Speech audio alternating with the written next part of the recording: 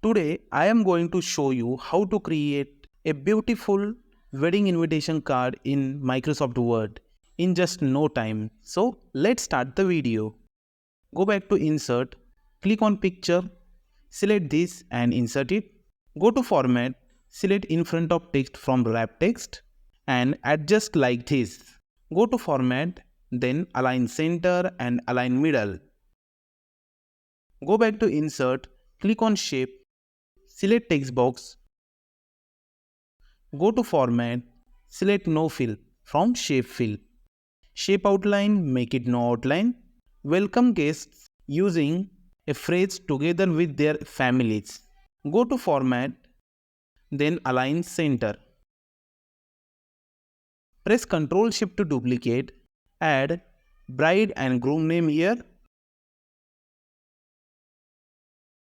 Again press Ctrl Shift to duplicate. Here you invite guests for the wedding ceremony. Again press Ctrl Shift to duplicate. Add wedding day, date and time here. And add the address here. And that's how you created a beautiful wedding invitation card in Microsoft Word in just no time. If you found this video helpful to you, please like it and subscribe to our channel. Thanks for watching the video and see you in the next video. Thank you.